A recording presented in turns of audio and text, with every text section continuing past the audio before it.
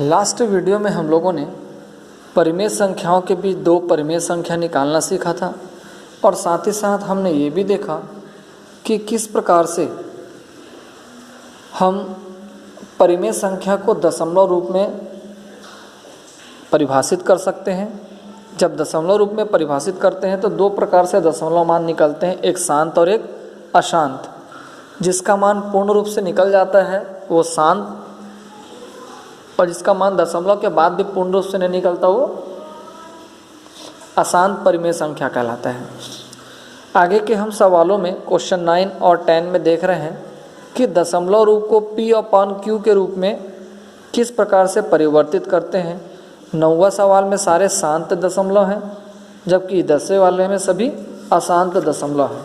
तो दोनों ही तरीके से हम देख सकते हैं और बहुत सरल होता है ये। शांत वाले तो ज़्यादा सरल होते हैं, अशांत वालों के लिए थोड़ा सा तकलीफ होता है। तो हम दोनों तरीके के सवालों को यहाँ पर देख सकते हैं। उदाहरण से मैं आप लोगों को समझा रहा हूँ, सीखने की कोशिश करेंगे। यहाँ पर आपके सामने एक उदाहरण नज़र आ रहा होगा, ठीक है, जो अशांत दशमलव का एक रूप है। दिया हुआ है 1.55 या 1.5 के ऊपर में एक लाइन लगा देते हैं जिसको बार कहते हैं। 1.5 बार को P/Q के रूप में परिभाषित करें। तो सबसे पहला आपका काम होगा मानना कि P/Q बराबर 1.5। अभी आपकी मर्जी, उधर जितना लेना चाहते हैं उसे समीकरण 1 बना सकते हैं। जितनी मर्जी आप लिख सकते हैं, वो आपके ऊपर है। अब यहाँ से आपको दिमाग ये लगाना है कि 1.5 और उसके बाद भी पूरे 5 है, तो दशमलव के बाद सिर्फ एक अंक है। इस एक अंक को, बाकी तो सब बराबर है, एक अंक को अगर दशमलव के बाईं ओर लाना है तो हमको 10 का गुणा करेंगे तो वो बाईं ओर आ जाएगा। तो समीकरण 1 में अगर दोनों पक्षों में हम 10 का गुणा कर दें तो ये 5 यहाँ आ जाएगा, 15.5 हो जाएगा। ऐसा करने से समीकरण 2 और समीकरण 1 में क्या हो जाएगा।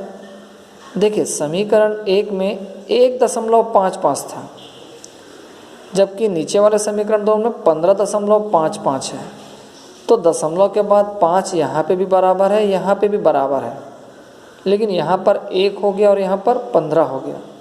तो ये है तुम्हारा समीकरण 2 और ये तुम्हारा समीकरण 1।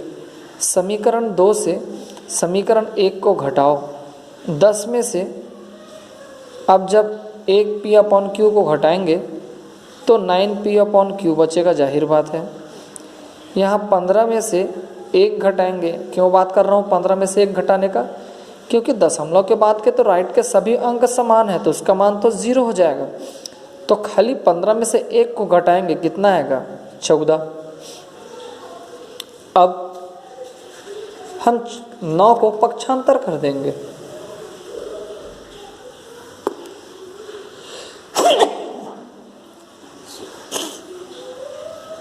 तो हमें मिलेगा 14/9। तो ये P/Q का रूप हो गया। इस तरीके से सवाल हल किया जाता है। चाहे तो आप दूसरे उदाहरण को भी देख सकते हैं। दिख रहा है सभी को? 7.3, उसके बाद बार लगा हुआ है 4, 5, 6, मतलब 7.3 के बाद 4, 5, 6, 4, 5, 6, 4, 5, 6 कंटिन्यू आते जाएगा और उसको P/Q के रूप में परिभाषित करना है। अब यहाँ पर दिमाग लगाओ। 7 P/Q बराबर 7.3, 4, 5, 6, जितने बार लिखना चाहो। 3 के बाद सारी संख्या समान है, तो 3 को अंदर लाना है तो हमको 10 का गुणा करना पड़ेगा। 10 का गुणा करेंगे तो लेफ्ट में भी होगा और राइट में तो यहाँ 73 हो जाएगा। दिख रहा है सभी को? अब 73 होने के बाद यहाँ पर 73 हो गया, समीकरण 1 बना दिया। समीकरण 1 बनाने के बाद हम देख रहे हैं कि 4, 5, 6 यहाँ पर भी है, बट यहाँ पर 3, 4, 5 है, तो इससे इसको नहीं घटा सकते। तो कुछ ऐसा करें कि इधर और इधर समान हो। तो हम 4, 5 और 6, 3 अंक जो बार बार समान हो रहा है, अगर उसको दशमलव के अंदर ले जाएं तो उसके लिए हमको 1000 का गुणा करना पड़ेगा। अगर 1000 का यहाँ गुणा करेंगे तो 10,000 हो जाएगा, और इसमें गुणा करेंगे तो 4 5 थे, 3 अंक जो है वो दशमलव के लेफ्ट साइड में चले जाएंगे। अब लेफ्ट साइड को छोड़ दें दोनों का, तो अब राइट साइड के सारे अंक समान हैं।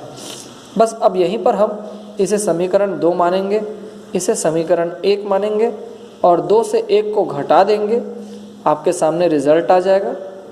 फिर पिछले क्वेश्चन जैसा हो जाएगा। इस प्रकार से आप आंसर निकाल सकते हैं। अगर आप प्रश्न में आते हैं कोई भी शांत वाला तो और सरल निकल जाएगा, 9वां सवाल। लेकिन हम अगर 10वें सवाल में कोई एक 7 सवाल देखें, जैसे 3.127 दिख रहा है सभी को, तो इस सवाल को देखिए मैंने कैसे आप लोगों के लिए हल किया। हर सवाल में थोड़ा सा आप लोगों को दिमाग लगाना पड़ेगा। देखिए मैंने 3.127 को कैसे बनाया है। माना P/Q बराबर 3.12, ये तो था ही, 7 7 7 कंटिन्यू है, 7 के ऊपर बार लगा है क्वेश्चन में। 1 और 2 दशमलव के अंदर होना चाहिए, तो उसके लिए पूरे में 100 का गुणा करना पड़ेगा। अगर 3.1 के बाद 7 7 होता तो सिर्फ 10 का गुणा करना पड़ता। तो मैंने दोनों को अंदर लाने के लिए 100 का गुणा किया, ये 100 का गुणा करके समीकरण 1 आ गया। 312 है और ये 3.12 भी बराबर नहीं है, तो हमें अगला समीकरण निकालना पड़ेगा जिसका राइट साइड का दशमलव के बाद समान हो। तो उसके लिए अगर यहाँ का एक साथ लेफ्ट में चला जाए तो फिर दोनों बराबर हो जाएगा। उसके लिए मैंने समीकरण 1 में लिखा नहीं हूँ, मैं समीकरण 1 में 10 का गुणा कर रहे हैं, तो 100 10 हम 1000, और इधर गुणा करेंगे तो 7 अंदर आ जाएगा। अब ये राशि लेफ्ट की और ये राशि लेफ्ट की छोड़कर राइट के पूरे अंक समान है। अब हम 2 से 1 को घटा देंगे तो 1000 में 100 जाएगा तो 900 बनेगा, और 3127 में 312 को घटा देंगे तो 2815 मिलेगा। 900 को पक्षांतर कर देंगे, आपका आंसर तैयार हो जाएगा 2815/900। हल करना है थोड़ा सा तो इसको सरल कर सकते हैं, 5 से भाग दे सकते हैं। 5 से भाग देंगे तो सरल करने पर और सरल हो गया, 563/180 इसका मान आएगा। तो इस प्रकार आप किसी दशमलव को शांत हो चाहे अशांत हो, उसे आप किस रूप में लिख सकते हैं? P/Q के रूप में। अगर आपके पास शांत हो, बहुत सरल है, देखो 9वां 0.53 को अगर P/Q के रूप में लिखना है तो दशमलव के बाद कितने अंक हैं? 2 अंक।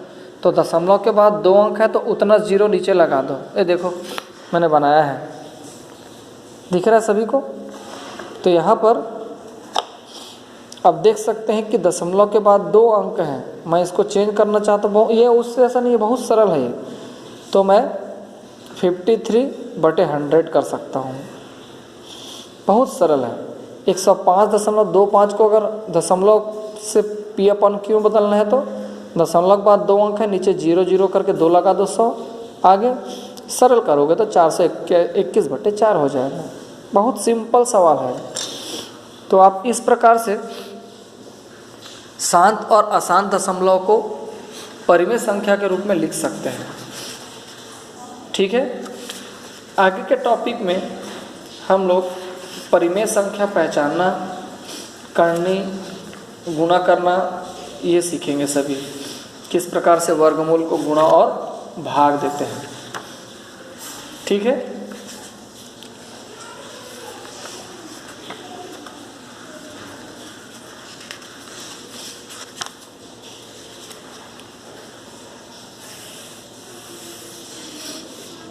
आगे हम प्रश्नावली 2.2 पढ़ेंगे। ये टॉपिक हम नेक्स्ट वीडियो में शेयर करेंगे। ओके।